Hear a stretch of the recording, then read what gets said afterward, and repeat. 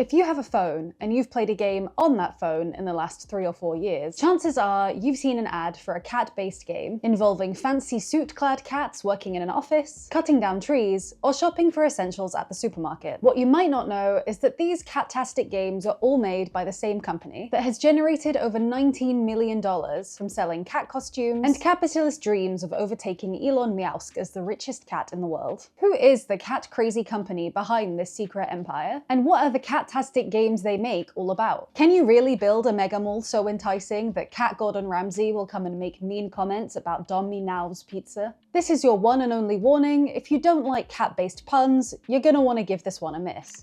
This secret world of cat games is made by faceless conglomerate AAA, the Seoul-based app developer who since starting in 2021 has made over 26 billion won in sales on mostly, but not exclusively, cat-based games. As well as their cat-centric adventures, they've also released a digging game centered around similarly cute marshmallow-esque men, not a cat in sight, and a toy factory game which does at least include cats, alongside various other round animals that make you go ah. Their website does make them look a bit like members of the Illuminati, presumably because Google is machine translating everything from Korean into English, and not because they're actually involved in some kind of cat-centric secret society. Their About Me section does read like cats pretending to be human, but I digress. Their most well-known game, Cat Snack Bar, has been downloaded over 30 million times, and current profit from these games is predicted to be at over $800,000 a month, with most of it coming from a selection of their cat-themed titles. While there are many pawsome games to choose from, I'm going to focus on the 3 that I've played perhaps a little too extensively: Cat Snack Bar,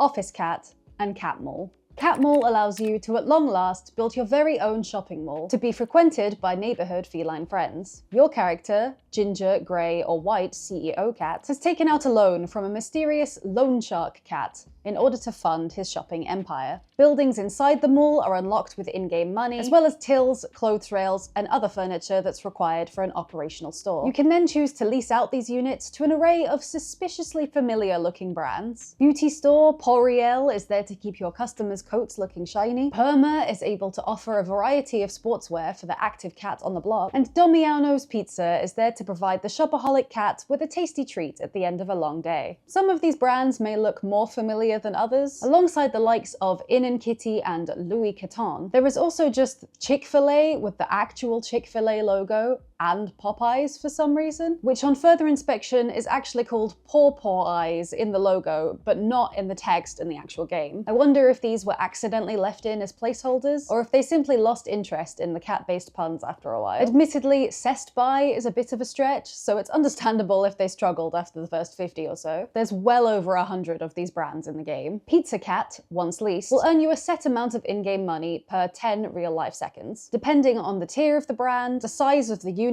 being leased, and the level of upgrades you've applied to the furniture inside the store. More stores with more prestigious brands with more upgrades will earn you more money, which can then be used to upgrade your mall, purchase more units to lease to more prestigious brands with better furniture upgrades. You get the idea. As well as increasing the size of your mall, you also have utilities to worry about. Each unit and furniture upgrade uses a certain amount of power. Your generator and batteries must be kept upgraded in order to keep up with the electrical demand of your shopping center. Otherwise, your mall will experience power cuts, and Cats to Coffee will be unable to provide iced cates to your clientele. As well as making sure you're topped up on electricity, you also have service cats who'll fix any maintenance issues around your building. This includes fixing escalators and maintaining the lounges and toilets, which can also be upgraded to increase kitty litter speed and reduce queuing times. Catnell and Crispy Cat are ranked on a tiered system depending on how lucrative they are, from Catverse at tier D all the way up to Meows and Noble at rank SSS. These higher tier brands require bigger units with more furniture to get started, but earn you a higher base rent so you make money faster. To further maximize your earning potential, there are additional buildings like banks and concert venues available to purchase on an outside minimap. These provide a sliding scale of money over time, depending on how much they cost to unlock, and are presumably the beginning of your CEO cat's journey to take over the entire property market of this cat-themed island, like a smaller, fluffier Tom Nook just looking for an opportunity to take someone's kneecaps. By making progress in your mall-based empire and unlocking certain combinations of stores, you attract special customer cats to your shopping center. Unemployed cat provides an incentive to upgrade your lounge, stomachache cat will frequent your bathrooms, and Michelin cat, who I'm going to refer to as Claude Ramsay from now on, will boost the income of your restaurant businesses. It's fucking raw! Your mall is open for all these special catstomers, and the common cats, to roam as they please between the hours of 8 AM and midnight, after which a stampede of cats will hurriedly run home for their naps, and your mall will close for the night. You can watch an ad from a mysterious wizard-type cat who will magically transport you back to daytime if you wish, but each in-game minute is only about 0.3 real-life seconds long, so even my TikTok adult brain can manage the wait. When the clock strikes 8 AM, fluffy patrons come storming back in to spend their hard-earned money. But you do still earn rental money through the night when the mall is empty regardless, alongside money to repay your loan to Loan Shark Cat. As you progress, you earn reputation, which is the game's version of XP. Reputation is earned by upgrading furniture with money, unlocking external benefits from the map, like the family restaurant. It's fucking raw!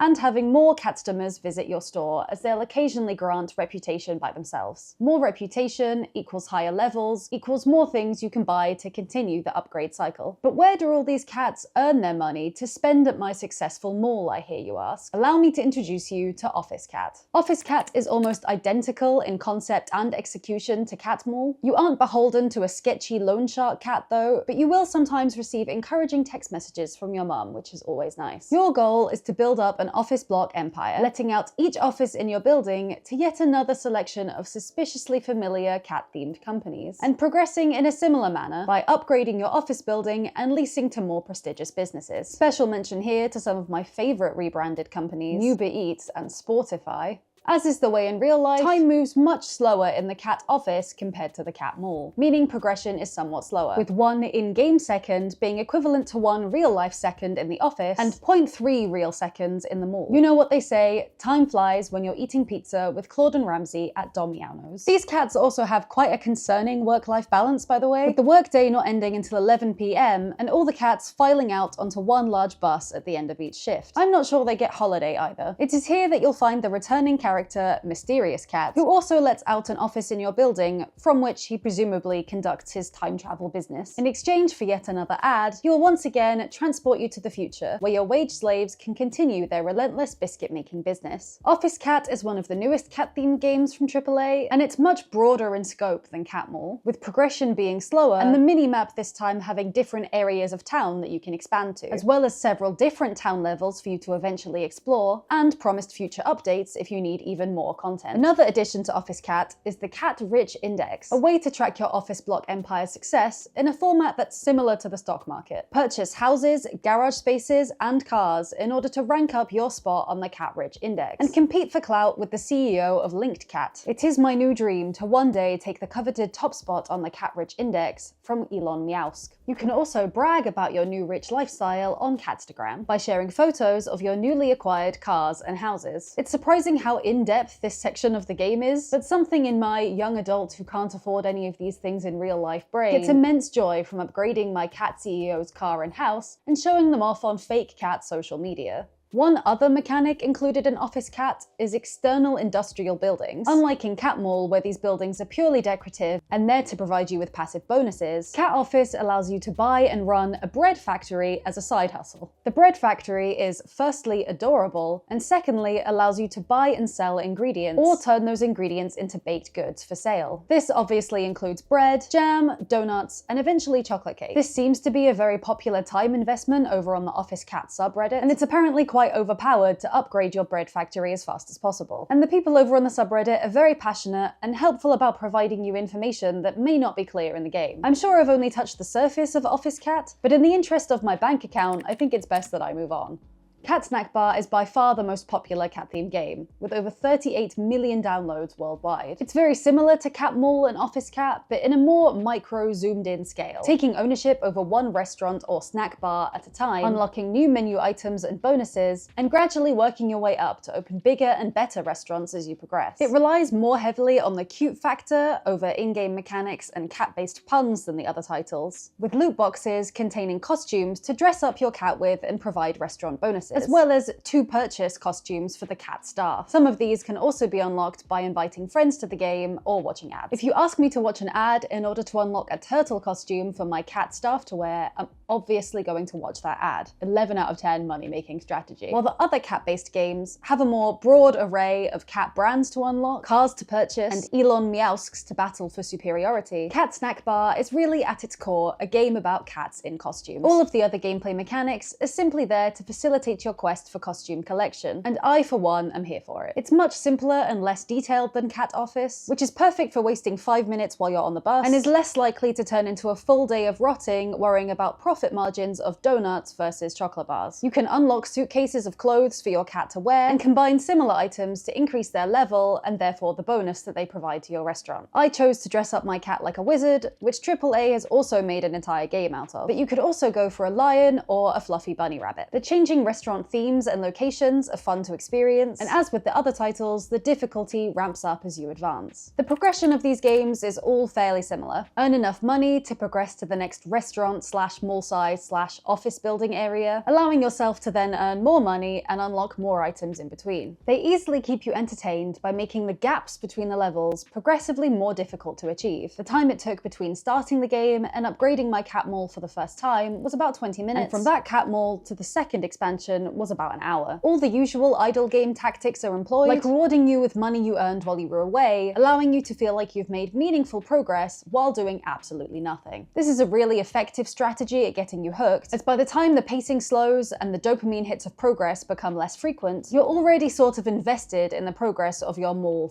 / restaurant / office. Having said that, my obsession with these games never usually lasts more than a week or two, but boy, what a week it is. There are also sort of various story threads that progress as your game time ticks up. In Cat Mall, the Loan Shark Cat will congratulate you for your various expansion milestones, and you'll continue to unlock new characters, brands, and customer cats as you grow. And in Office Cat, your mum will continue to support your never-ending quest to supplant Elon Meowsk as the richest cat in the world. My favorite thing about these games, and part of what makes them so wholesome and fun, are the cat-based puns that were a major part of the gameplay. Seeing little Claude and Ramsey walk around my mall and stop into 5 cats for a burger is just so amusing to me. There's also an indescribable charm that comes from these games being written in Korean and translated into English as a second language. It gives it all an air of kitten-like innocence. I'm always excited to unlock a new brand, wondering if I'll recognize it, and hoping for an especially entertaining name like Mewtwo. It's a key part in what has kept me interested in playing the games, and what attracted me to download them in the first place. Seeing dozens of fluffy little office cats tapping away at their computers in their business wear is my favorite kind of silliness, and I have very much enjoyed my time in their fantastic world while watching TV in the evenings. The new costumes in Cat Snack Bar are also a great incentive to keep playing. Even though I have refrained from purchasing any of them so far, it builds up childish anticipation waiting to see what costume will be advertised to me in the next level. The attention to theming across the games and all the cute and funny details are almost mesmerizing enough for me to not notice just how sneakily they're trying to take all of my money.